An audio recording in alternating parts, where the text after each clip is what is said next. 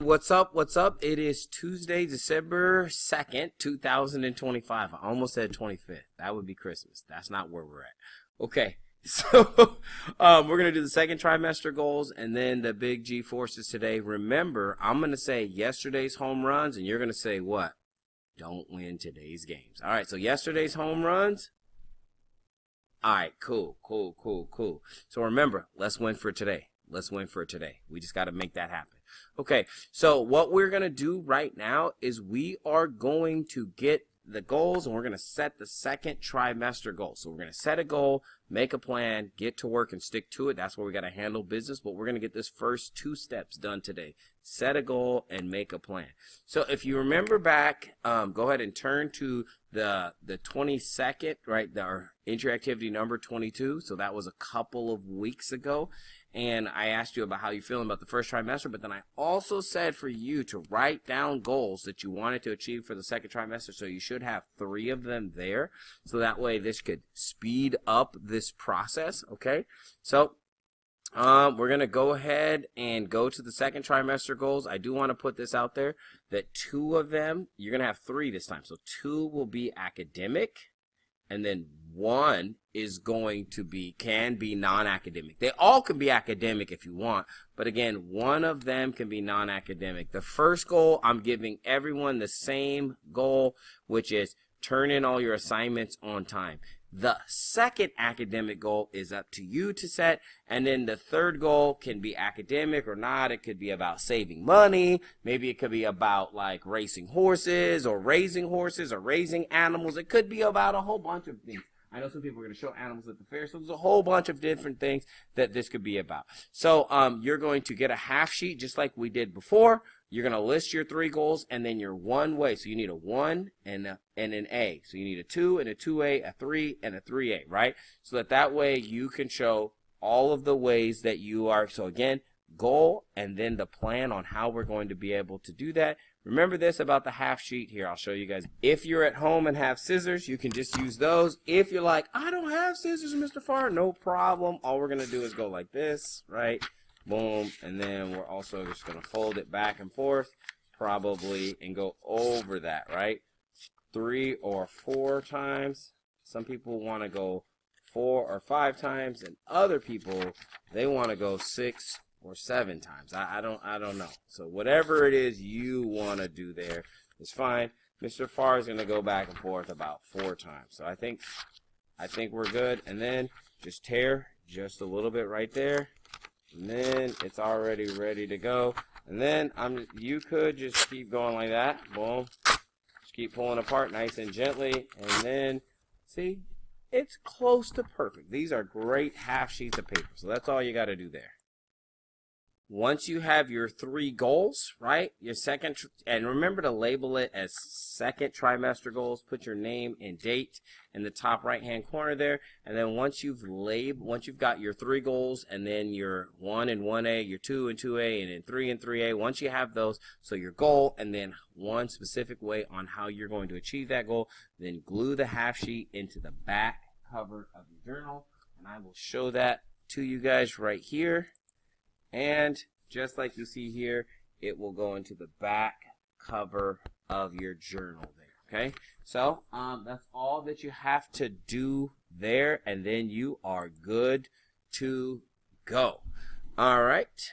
So in class, we're going to work on this in a worksheet. We went over this in yesterday's video, so if you want to see it, you can go over it in yesterday's video. Again, the worksheet is really just the stuff that we kind of class discussed yesterday. Okay, so just make sure that even if you just write everything down, and for some of you guys, you wrote it down yesterday on page number 80, that is good. You don't need the worksheet. So if you're at home and you're like, hey, I don't have that, totally fine. Just fill all of this same information out. And this is in the agenda slides already, so you have all these questions, and we're just going to respond to each one of these students and then answer question number 2. If you have that already on page number 80, so you can turn to page number 80 in your notebook right now. If you already have all that done from yesterday, then you are good to go at home. All right, y'all, let's keep it pushing, and please make sure that you pick one of the students. And we kind of talked about this yesterday.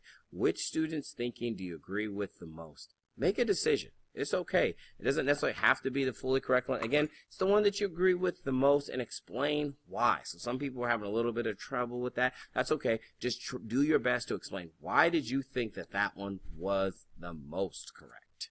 Okay. Cool. And on to the last thing for today. So what you're gonna do, okay, is, and if you're at home, this is totally fine. In class, we are going to use a textbook. So go ahead and pause this video, page number 81. That's where we're at. Go ahead and pause this video. You'll want to write independent, dependent, and control variable. You're going to identify that. You're going to want to put your name up here, and then you're going to want to read through what you need to do. All 6 different steps there. Read through them, and then unpause the video, and we'll walk through it. Okay, so have you got your name, independent, dependent, and control variable up there? And then also, did you go ahead and read everything? Hopefully you did. Make sure to always take those extra steps because you want to be able to get those done. You want to take those reps. That way you are good to go for science in the future. So it says, hold a book flat at waist high.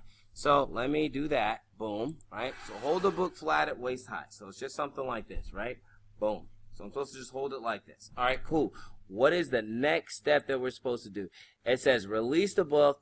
What did you observe once the book was released? Okay. What did you observe once the book was released? Okay. Again, we'll just do it again. What did you observe once the book was released? Boom. So there's a couple different observations you could say there. So one thing that I clearly observed, and this is something that I observed, was the book started moving away from me. So the book started moving away from me. So that is one thing that I totally would put as like an observation there, right? Like the book started moving away from me. Okay, what was another thing that was observed? And I can't get my writing pad to work correctly right now. Oh, maybe because it needs to be on a flat surface. Yep, that must have been it. Okay. So, right, book moved. Now I'm just doing this rudimentary downward, so it'll move down. Then it says, why do you think the book acted that way? Now I'm going to leave that up to you to answer. Why do you think that it acted that way? What are the interacting objects in the system you observed? So I would say the person, that seemed like an interacting object, and the book. I would also go with floor. Those seem like to be the interacting objects. Now, let's go up here to where it says independent variable. The independent variable is the book type.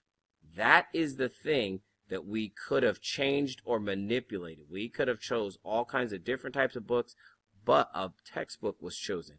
What is the dependent variable? What is the thing that we're going to measure, right? And that would be, could be a couple different things. We could say sound. We could measure how loud was it, right? How fast did it move, right? We could measure that. And maybe we could measure vibrations. Maybe we might be able to do that, like, because I felt something when it hit the ground. So those would be things that might be one of our dependent variables, okay? The control variable, I would say the thing that we are going to keep the same is the drop height. That's what we would say there. Okay, cool. In the space below, draw and label a diagram to identify the interaction of the objects. So you need to draw the person in there, you need to have the book in there, and you also need to have the floor. The other thing that I would put in there, and we probably should put this in here, is gravity, right? So gravity also needs to be in there. So you need to have these 4 things inside of your drawing.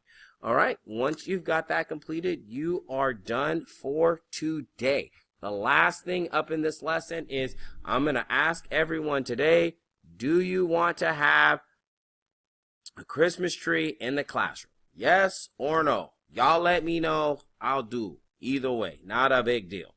Okay. Very last thing is this. Whoops. Let me turn that off and then go to this last thing is remember yesterday's home runs. What? Don't win today's games. So let's win for today, y'all. Let's win for today. All right. Peace.